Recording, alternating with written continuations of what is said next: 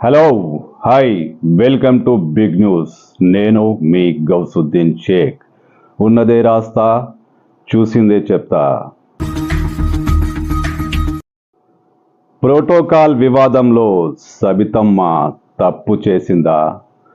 తప్పులో కాలేసిందా లేక పప్పులో కాలేసిందా? సబితమ్మ లెక్క తప్పిందా?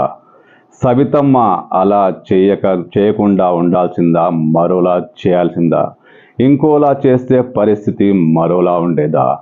మహేశ్వరంలో ఇప్పుడు ప్రోటోకాల్ వివాదంపైనే ప్రధానంగా చర్చ. రాజకీయ వర్గాల్లోనూ మీడియా వర్గాల్లోనూ ఇప్పుడు సబితమ్మ ప్రోటోకాల్ ఇష్యూపైనే చర్చ జరుగుతోంది. మీడియాలో అయితే మరింత రకరకాల కథనాలు వెలువడుతున్నాయి. సబితమ్మ తప్పు చేసింది, ఆమె కేఎల్ఆర్ను అవమానపరిచిందంటూ కూడా కథనాలు వస్తున్నాయి. అయితే సబితమ్మ తప్పు చేసినట్టేనా, పప్పులో కాలేసినట్టేనా? సబితమ్మ ఇంకోలా వ్యవహరిస్తే అక్కడ గొడవ ఇంకోలా ఉండేదా? సబితమ్మ చేసిన రాద్ధాంతం అంతా ఇంత కాదు, ప్రోటోకాల్ ఉల్లంఘించారంటూ ఆమె చేసిన ఆరోపణలు. కానీ ఆమె అలా చేయకుండా మరోలా చేస్తే పరిస్థితి ఎలా ఉండేది?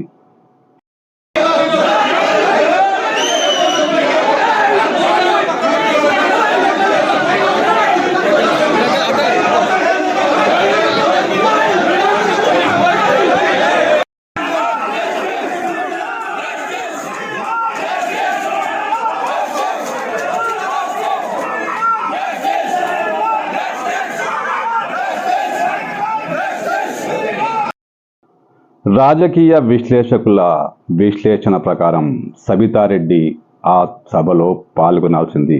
చెక్కుల పంపిణీ వ్యవహారంలో ఆమె వేదికను పంచుకోవాల్సింది. పక్కన కేఎల్ఆర్ ఉంటేనేమి ఆమె హుందాగా ఆ కార్యక్రమంలో పాల్గొనాల్సింది. ఎందుకంటే ఆమెకు ప్రభుత్వ పరంగా ఆహ్వానం వచ్చింది, ఒక శాసనసభ్యురాలుగా గుర్తింపునిచ్చారు. కానీ సబితమ్మ ఆ గుర్తింపును తిరస్కరించారు.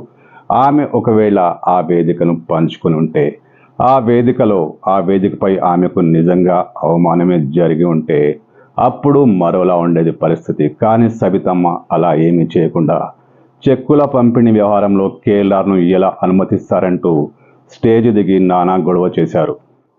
సబితమ్మ ఒకవేళ ఆ స్టేజ్ని పంచుకుని ఉంటే, సాదరంగా ఆహ్వానించిన రాష్ట్ర ప్రభుత్వం, కాంగ్రెస్ ప్రభుత్వం ఆ స్టేజ్ మీద ఆమెకు ఏదో ఒక రూపంలో అవమానం చేసి ఉంటే అప్పుడు సబితమ్మకు రాజకీయంగా పెద్ద మైలేజ్ వచ్చేది. ఆమె అనుచరులు ఇప్పుడు చేసిన గొడవ కాకుండా అంతకు పెద్దగా గొడవ చేసే అవకాశం దక్కేది. కానీ అక్కడ అలాంటిదేమీ జరగలేదు. సబితమ్మ స్టేజ్ ఎక్కలేదు. ఒకవేళ సబితమ్మ స్టేజ్ ఎక్కుంటే పక్కనే కేఎల్ఆర్ ఉంటే అది కూడా ఆమెకు రాజకీయంగా మైలేజ్ అయ్యేది. సబితమ్మ పెద్ద మనసు, సబితమ్మ ఎంతో ఉదారత్వం అంటూ వంది మాగదులు ప్రెస్ మీట్లు పెట్టి మరి చెప్పడానికి అవకాశం చిక్కేది. కానీ సబితమ్మ అలా చేయలేదు. కేఎల్ఆర్ ఉన్నారు, ఆయన స్టేజ్ మీద ఉంటే నేను ఎలా ఉంటానంటూ ఆమె వేదిక దిగి నిరసన వ్యక్తం చేశారు. ఈ వివాదం పట్ల బీఆర్ఎస్ వ్యక్తపరిచిన ఆవేదన, ఆందోళన నామమాత్రమే. పార్టీలో సబితమ్మకి ఏదైనా మైలేజ్ రావచ్చు, కానీ మహేశ్వరంలో ఆమెకు పెద్దగా మైలేజ్ రాలేదు. పైగా కాంగ్రెస్ పార్టీ ఎదురుదాడికి దిగింది. డివిజన్ స్థాయి నాయకుల నుంచి పై స్థాయి నాయకుల వరకు అందరూ సబితమ్మను ఆడిపోసుకున్నారు. సబితమ్మ ఫ్రస్ట్రేషన్లో ఉంది. ఆ ఫ్రస్ట్రేషన్ కారణంగానే ఇలా గొడవ చేస్తున్నట్టు కాంగ్రెస్ నాయకులు, సీనియర్ నాయకులు, కింది స్థాయి నాయకులు, కార్యకర్తలు అందరి టాక్ ఒకటే, సబితమ్మ ఫ్రస్ట్రేషన్లో ఉంది. ఆమె వేదికను పంచుకోవాల్సింది, కేఎల్ఆర్ పక్కనే ఉండాల్సింది. ఆమెకు సముచితమైన గౌరవం ఇచ్చాం, అయినా సబితమ్మ రాజకీయం చేసింది అంటూ కాంగ్రెస్ శ్రేణులు ఎదురుదాడికి దిగాయి. అమ్మా సబితమ్మ, నీకు కుర్చేసిరు కదా తల్లి, నీకు కుర్చేసిరు కదా. నీ ఎమ్మెల్యే ప్రోటోకాల్ కాంగ్రెస్ గవర్నమెంట్ ముఖ్యమంత్రి గారు పాటించారు కదా. నీకు కుర్చీ వేయకపోతే నువ్వు బాధపడు. ఇప్పుడు మా పార్టీ ఎమ్మెల్యే ఓడిపోయిండు, అది మా ఇష్టం. అది ఎందుకంటే ప్రోటోకాల్ అనేది సిస్టమ్ అందరికి ఒకటేలాగా ఉంటుంది, ఒకరికి ఒకలాగా ఉండదు. ఒకసారి మాట్లాడేటప్పుడు దేవుని గురించి చేస్తున్నటువంటి ఆధ్యాత్మిక కార్యక్రమాన్ని రాజకీయం చేసి ఈరోజు గగ్గోలు పెడతా ఉన్నారు. కాంగ్రెస్ పార్టీ అధికారంలోకి వచ్చిందని జీర్ణించుకోలేకపోతున్నారు. మొత్తం మీద ప్రోటోకాల్ వివాదం మహేశ్వరంలో సబితమ్మకు అనుకున్న మైలేజ్ తీసుకురాలేదు. ఆమె పార్టీ శ్రేణులు రోడ్డు మీదకి రాలేదు, గొడవలు చేయలేదు, దిష్టి బొమ్మలు దగ్ధం చేయలేదు. కానీ కాంగ్రెస్ శ్రేణులు ఎదురు దాడికి దిగాయి.